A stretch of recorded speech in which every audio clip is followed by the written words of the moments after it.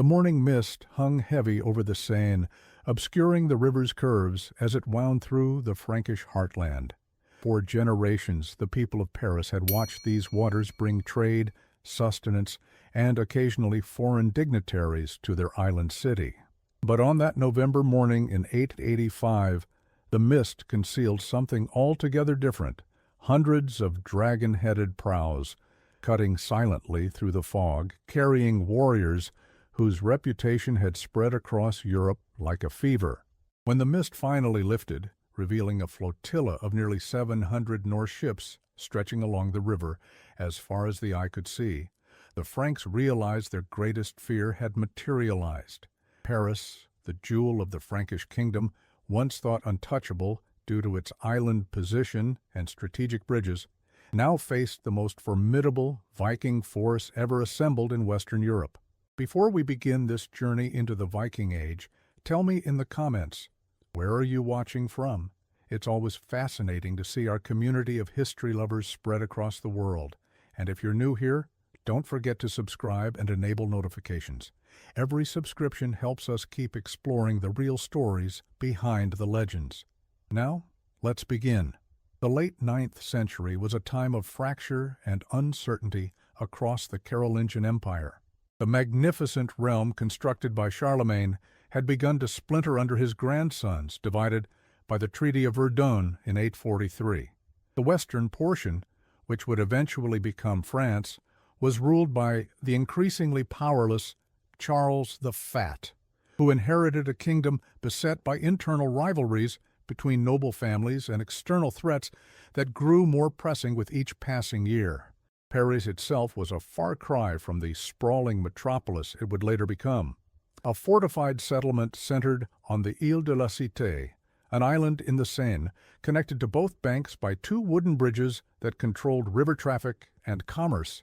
These bridges, the Grand Pont to the north and the Petit Pont to the south, were Paris's lifeline, its primary defense, and ultimately its most vulnerable point.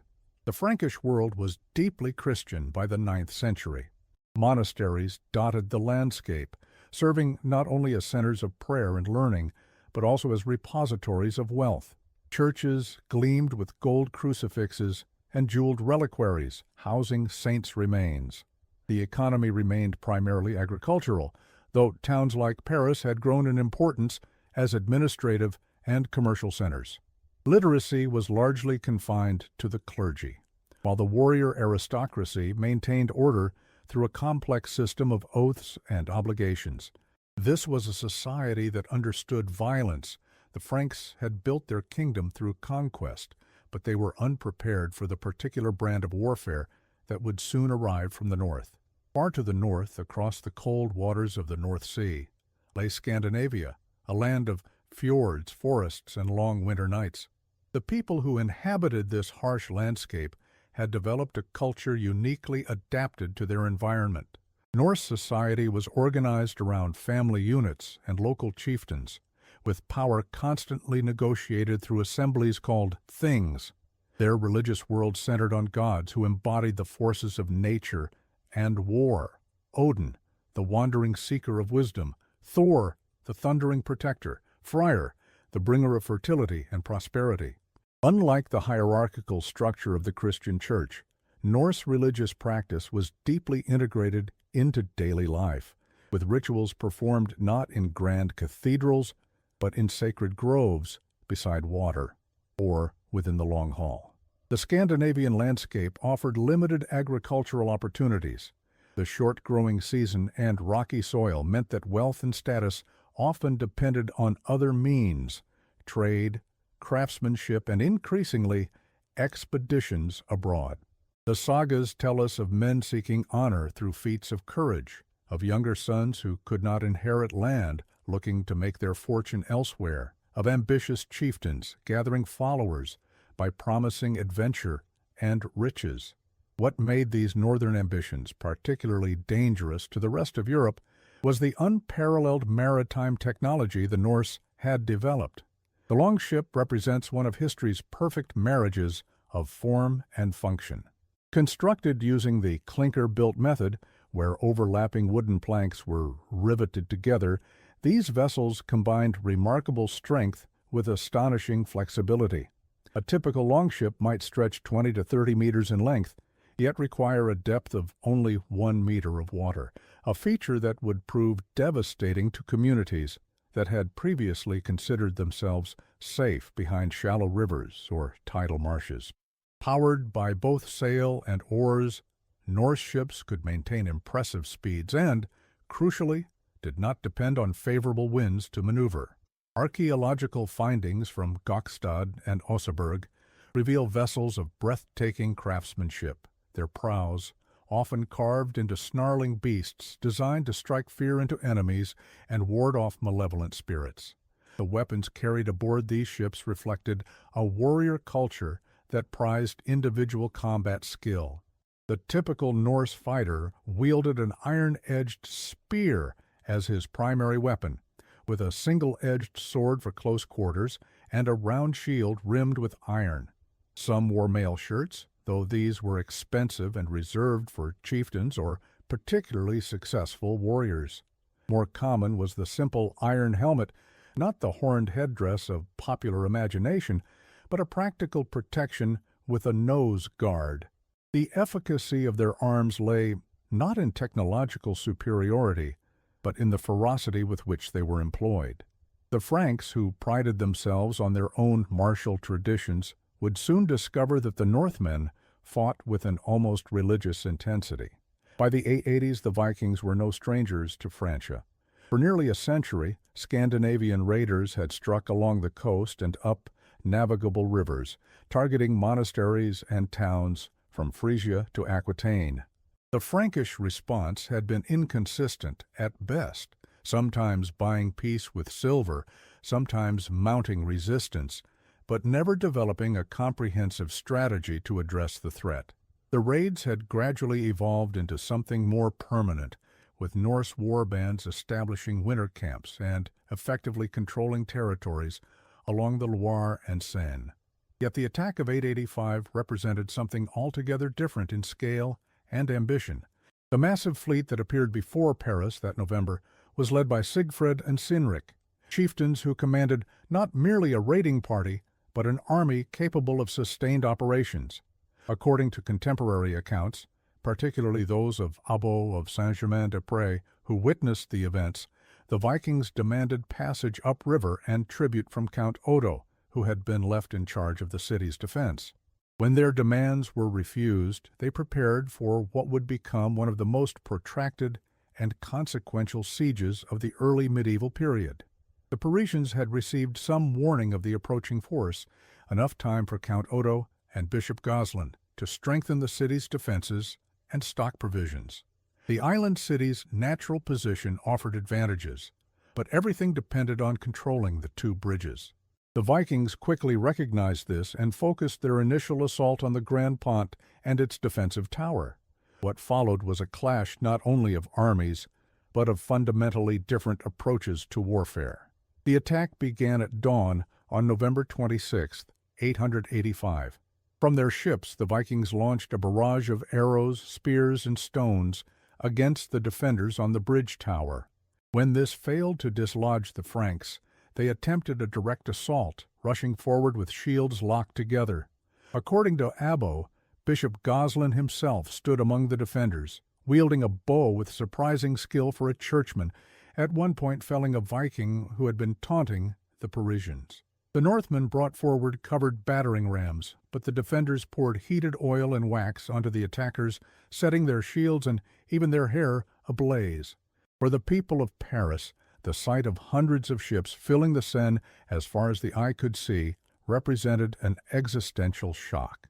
The annals of Saint Vaast tell us that so great a plague of Northmen had never been seen. These were not simply pirates or bandits, but a foreign army on an unprecedented scale, with strange customs, unknown gods, and tactics that seemed to defy conventional defense. The psychological impact was profound.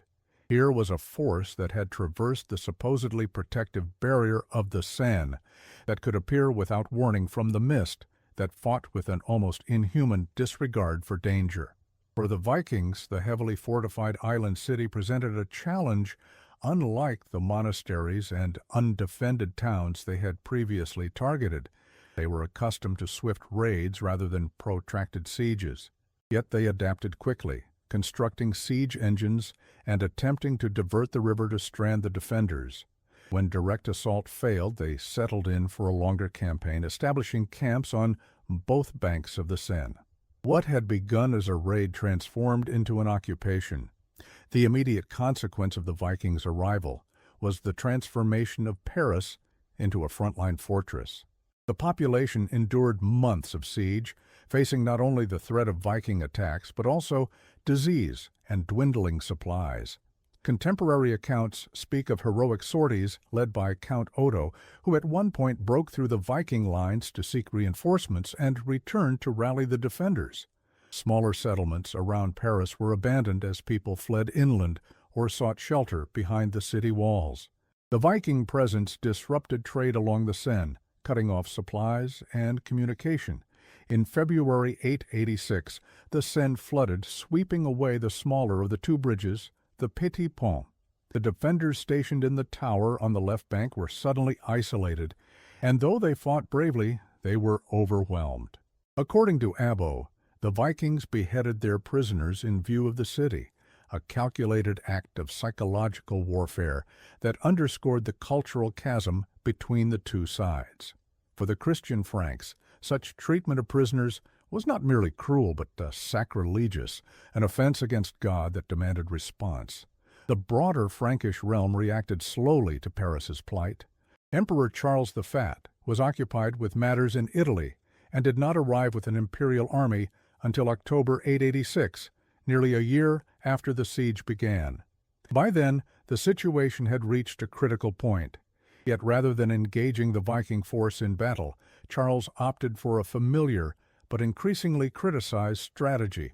He paid them 700 pounds of silver to withdraw and, remarkably, gave them permission to raid Burgundy, a region that had been rebellious toward imperial authority. This decision had profound political consequences. The perception that Charles had abandoned Paris to purchase his own peace accelerated the decline of Carolingian authority. Count Odo, who had distinguished himself defending the city, saw his prestige soar. When Charles was deposed in 887, Odo was elected king of the West Franks, marking the end of direct Carolingian rule in the region and the rise of what would become the Capetian dynasty that would rule France for centuries. The events in Paris left a deep impression on contemporaries. Abbo of Saint-Germain-des-Prés composed a lengthy Latin poem, De Bellis Parisiaque Urbis, on the battles of the city of Paris, celebrating the defenders and casting the conflict in explicitly religious terms, Christian Franks standing against pagan Northmen. The Annals of St. Vaast describe the siege in vivid detail, noting how the Vikings burned churches, captured Christians, killed others, and led some to their ships. These accounts shaped how subsequent generations would understand the Viking incursions, not merely as military conflicts but as spiritual tests, divine punishment for Frankish sins, or opportunities for Christian martyrdom. Other sources provide additional perspectives. The fragmentary Norse sagas that reference this period cast these expeditions in terms of personal honor and material gain rather than cultural or religious conflict. Archaeologically, the siege of Paris has left few direct traces, but finds throughout the region, silver hoards, defensive works, changes in settlement patterns, testify to the profound impact of the Viking presence in the late 9th century. The Viking siege of Paris, while dramatic in itself, was part of a broader pattern of Norse expansion that was reshaping Europe. By 885, Vikings had already established the beginnings of what would become Normandy, literally the land of the Northmen. They had settled in Dublin, conquered much of northern England, and ventured as far east as Russia and as far west as Iceland. The massive force that appeared before Paris represented not just a raid, but a manifestation of the Vikings' increasing political sophistication and ambition. They were no longer simply seeking portable wealth, but territory, tribute, and political recognition. The payment that eventually convinced the Vikings to lift the siege of Paris did not end their presence in Francia. Some of the Northmen took the silver and sailed to England or back to Scandinavia, but others remained, continuing to exert pressure on the Frankish kingdom. The pattern of raid, resistance, and eventual accommodation would continue for decades. In 911, roughly 25 years after the Great Siege, the Frankish ruler Charles the Simple would grant the Viking leader Rollo formal authority over what would become Normandy, effectively recognizing what military force had already established. This process of settlement and acculturation would eventually transform the Vikings themselves. The fierce raiders who had once struck fear into Christian communities gradually adopted Christianity, feudal obligations, and the French language. By the mid-10th century, the descendants of the warriors who had besieged Paris were identifying as Normans rather than Northmen, though they retained their martial prowess and expansionist tendencies. In 1066, Duke William of Normandy, a direct descendant of Rollo, would lead an invasion of England, bringing full circle the Norse influence that had begun with raids nearly 3 centuries earlier. The era that had begun with the first recorded Viking raid on Lindisfarne in 793 was drawing to a close by the late 10th century. Scandinavia itself was changing. Centralized kingdoms were forming in Denmark, Norway, and Sweden. Christianity was taking root, and the economic and social conditions that had driven the Viking expansion were evolving. The last significant Norse raid on England occurred in 1012, and by 1066, the traditional Viking age is generally considered to have ended, supplanted by a new political order in which the descendants of Vikings played crucial but transformed roles. The Siege of Paris in 885-886 stands as a pivotal moment in the centuries-long process, a dramatic confrontation that tested both sides and accelerated historical changes already underway. For the Franks, it exposed the weakness of the Carolingian system and contributed to the emergence of a new political order centered on local defense and regional loyalties. For the Vikings, it represented both the height of their military power in Western Europe and a step toward the territorial establishments that would eventually transform raiders into rulers. Today, nearly 12 centuries after 700 Viking ships appeared on the Seine, the event continues to resonate in our historical imagination. The medieval bridges of Paris have long since been replaced by more substantial structures, and the city has expanded far beyond its island origins. Yet, beneath the modern metropolis lies the memory of that moment when two worlds collided, when the people of Paris looked out across the river and saw not traders or diplomats, but an armada of Northmen whose arrival would test their courage, challenge their faith, and ultimately reshape the political landscape of Western Europe. The Vikings' legacy extends far beyond their military exploits. Their exceptional navigational skills led to the discovery and settlement of Iceland, Greenland, and briefly North America, expanding the known world for Europeans. Their trade networks stretched from Dublin to Constantinople, exchanging goods, ideas, and cultural practices across vast distances. The legal traditions of Iceland, with its Althing Assembly established in 930, represent one of the world's oldest parliamentary systems. Their artistic traditions, from the intricate animal interlace of the Osberg ship carvings to the narrative stone sculptures of Gotland, continue to inspire artists and designers. Perhaps most significantly, the integration of Norse and local cultures across their range of influence created new societies that would profoundly shape subsequent European history. The Norman conquest of England, the Rus foundations of what would become Russia, the Varangian influence in Byzantium, all trace their origins to those restless northern voyagers who appeared so suddenly before the walls of Paris in that autumn of 885. What the Franks experienced as a calamity, we can now recognize as a transformative encounter, one of those historical hinges upon which greater doors swing open, revealing new possibilities and unexpected futures.